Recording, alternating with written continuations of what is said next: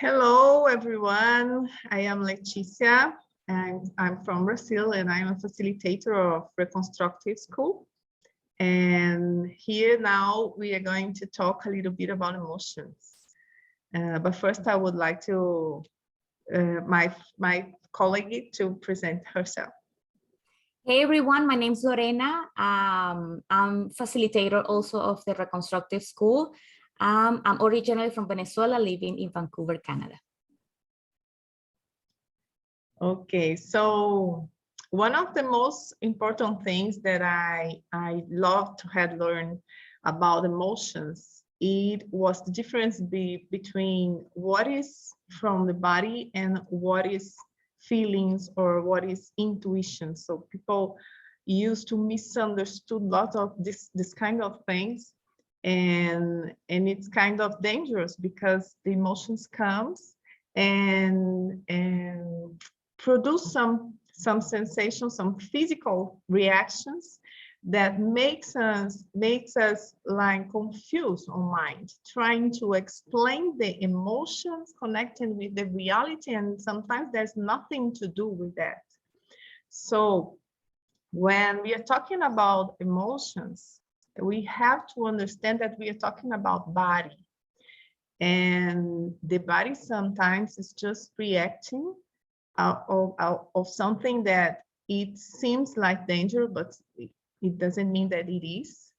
It can be just a memory. It can be just something that we repeat so many times that it came into a habit, and we have to be careful with that. So when I understand that if we are in some kind of behavior, for example, I used to be I used to be angry every day because I have too many stuffs to do. So it doesn't matter the problem. So I have too many things to do. I'm always tired, and I am angry because of this on my life. So my brain understands that I have to feel that, and my brain just wants to save energy. So what he will start to do, it's something, it's tragic almost, because the brain will keep that behavior and like take a picture of that and say, okay, this is how this person wants to live. So I will be sure that we will never forget it. So the brain is start to make copies about the neurons that create that sensations. So every day, in day by day, is going to be easier to feel angry. So it turns into a habit to feel some kind of sensations, some kind of physical sensations connected with this kind of emotion, and makes no sense with my soul, makes no sense with what I want, the person that I want to be, but I don't know how to deal with that. And I just get like confused, thinking that I am that sensation, because we think that we are the body. So we don't understand that we live on the body. So we have to treat that thing, that house that we are living in, but understanding that we are not the body. So the body has some sensation that it's just copy paste of something that happened, and I didn't get control, and I let repeating, and I got lost on that sensation. So it's reactions. It's not about feeling, and it's not about existence. So we must understand that. So just to try how to change that mechanism, because in the same way that we create that, all that things that we are feeling on the body, we can change. So because every person can feel, every human being will feel in all kinds of emotions, like sadness and angry or fear or happiness. It's about the human being, but the true ones will keep just 2 minutes. So after that, we are recreating it. So That's okay if we feel something, but it's not okay when we are making copy paste and get lost on it. We have to understand how to change that mechanism. And one of the things it's about to be aware of our thoughts, because if I think something, my body will not make difference between the thought and the reality, and will create that emotion connected with that thing. So we are all the time being lost on emotions that we could change. Does that make sense, Lorena? Yeah, totally. If we also think like emotions, so the meaning of emotion is movement, right? And what I understood like recently when we were studying emotions is like we as a humans, we are the ones who give the connotation, the meaning of each emotion. So, and also it will depend on our family, our culture, the country where we were born, like all our family, that will decide how we see love, how we see sadness, how we feel anger, right? So to understand that, like for everyone could be different. Let's say for if I'm a person like I feel I'm angry every day because I have to do some stuff. For some people, it's kind of easy to let it go, not to express the anger, but for other people, they prefer to hide it because it's easy to hide it and to explode like that. That's not possible. So so I think once we understand that emotions are movement, and also we understand that we can give another connotation to emotions.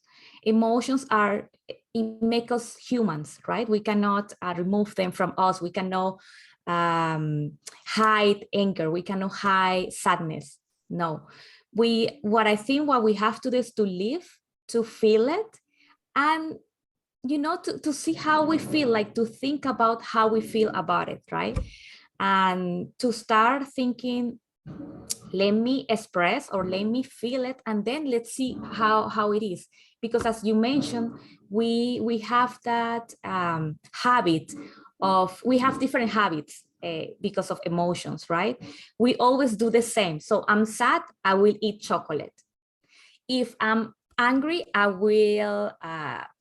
don't eat, I will eat too. So that means that I'm teaching my brain that every time that I'm feeling these emotions, I will eat. And then what is gonna happen? That of course I'm gonna have some weight because I'm just feeding my emotions and I'm not dealing with them. And I think that's the real learning that we have to deal with. And there are a lot of tools that we can do, and that's why we're talking today about it here. Exactly. And as you told, when we connect some ways to express emotion, we have to pay attention, because sometimes sadness, we have to cry. So if I think that I'm sad, I have to cry. If I don't cry, I don't know what I'm feeling. So everything is just so confused, and it comes from, like I told, whole culture, family, religion, and education, and all these belief systems that teach us how it is. And sometimes we just have to give time, just breathe in and wait the body do what he has to do, and he knows what to do. So if we start to talk with the body and understanding this, that it's in motion, so it's in movement. So we just need to help the body to let the energy goes out. So it's electrical, it's physical. So if we just go to walk a little bit, sometimes we can separate that habit that that behavior that we connected with, that emotion that we gave a name, and change. And sometimes people don't understand one thing about this. For example, people say, I am anxious. And the state of the emotional state, it's not something that defines me. It's something that I'm feeling. So I'm not anxious. I am anxious. And this time, I don't know in English how to explain that, but it's not about myself. It's about a state.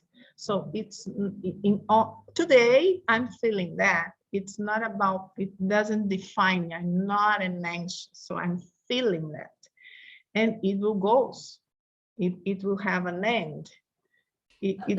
Sorry to interrupt, but I think that's great what you just said, because sometimes, I don't know, social media or the media itself, it teaches you, okay, you are anxious person. So it defines you right away. If you're anxious, you have to do this. Like, defines the person. But what you're saying is great, because it doesn't define us. It's just a stage that we have to deal with that. But it doesn't mean that we are that emotion. It doesn't mean, exactly. And we must separate that. We have to separate that to deal with this and to be free, to grow, to learn what is going on around. And sorry, and I also remember what we were talking before we were recording, that because you are saying that it's important to acknowledge our body, right, when we feel emotions. But something that really simple, but we forget to do, is to breathe, right?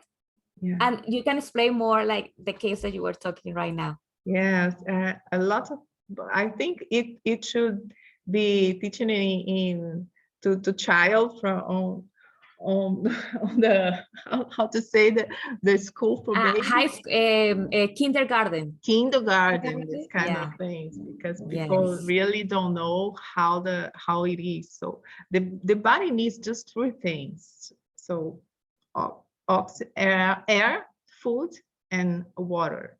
And from these three, which one that kills first is the air.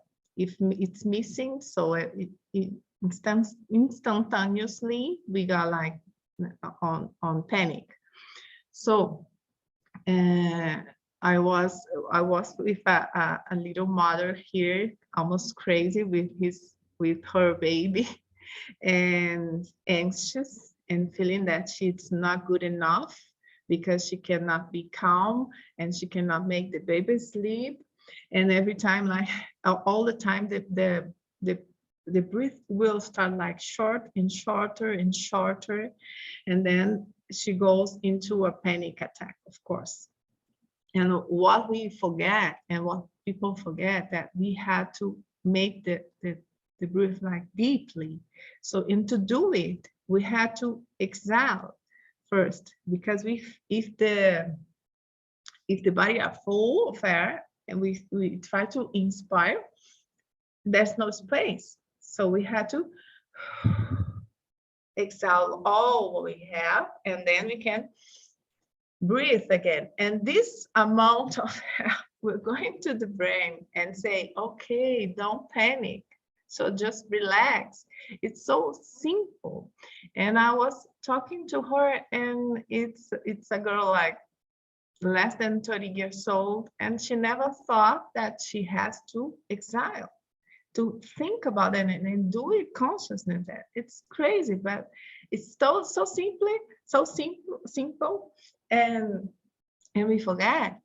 And when we start to do that, we are talking with the body. So relax. I'm here, and that's okay. It's like a child. We had to hug and say, okay, calm down.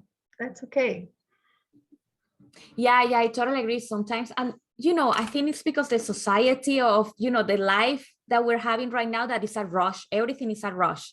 And we have to multitask. We have to do a lot of things. And we just forget the simple things, just to breathe.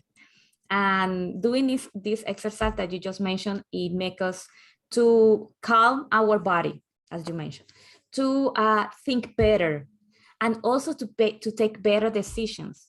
Something that I know, and it's hard to make we shouldn't make decisions right away that we have these kind of emotions, right? Because they are not clear. They are conducted by emotion. That's why we have to process, to feel it, and then we can take decisions. Otherwise, probably it won't be the best. Yeah, and if when we really learn that emotions are creating the illusions that controls the body, and we start to calm down the body first and then to take decisions, we are free to take better decisions, of course, because we can think. And in under effect of heart, the how to say, when the heart are faster, under effect, yeah, like under effect of yeah. anxious or fear or angry, or this kind of thing that make the body like goes like shaking, and we cannot make decisions because it's the brain understand that we are in danger, and we just need to take 2 minutes to breathe, to walk a little bit, and wait to understand that we are not the body. I think the most important thing that about separate emotions and decisions is understand that we are not the body. So I don't have to guide my decisions about what I'm with my physical sensations. What my body needs, like hungry. I'm hungry. Yeah, we have to take a little bit, breathe, and then to think. So separate that. We are not the body, and the emotions, it's talking about the body. I think it's the most important thing. And people misunderstood with intuition. We can talk a little. I think we can make a movie about intuition. People misunderstood that, but today is just to give that information about separate the body and what we are, we really are. And it's a different, we live in this body, so then the body needs the emotion to protect itself. It's not about a message from the heaven. It's not about a direction from angels. It's not about that. It's just about almost all the time it's about fear. It's about fear of death.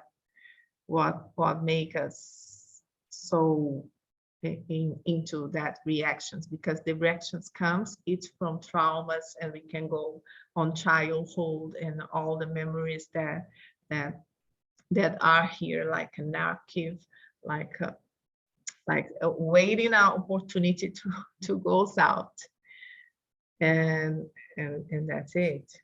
Yeah, in reconstructive work and in transpersonal coaching, that's what Leticia and I we do, is we see that how our inner child, this inner child is always thinking about what it could be, or the beautiful things, or the intuition, that kind of things that we cannot touch, like the illusions, it's illusions. And then our body and the adult, we have to acknowledge, we can be adult and also use our body to acknowledge our emotions. So that's why when we think, okay, I'm a spiritual person. Yes, I can meditate, I can do a lot of stuff, connect with someone over there. Yes, but if I don't care about my body, about what I eat, and just what I eat, what if I take a walk, if I do something with my body, that's to be spiritual, how we use our body. And as we said, the body, we can use it to feel our emotions. And also emotions help us to learn about ourselves. That's a really great way to learn about ourselves. Yeah, that's it. And as much we learn about the small sensations that we have in the body, and as much we let space to the body to end all that sensations, less we put ourselves under the effect of emotions like loss. So I think that's it. There's something that you want to add? No, that's it. I think this is a great topic. We can keep talking, but we don't want to extend too much. If you want to know more about it, you can contact Leticia, you can contact me. And of course, we can do a sessions, or if you want to experience Reconstructive, it's a face-to-face workshop. You can also get to know more in Brazil or in Canada. You can contact us. That's it. Thanks, Yes. Thanks, Lorena, and thanks for watching us. And Yes, thank you, everyone. Thank you, Leticia. bye-bye. Bye-bye.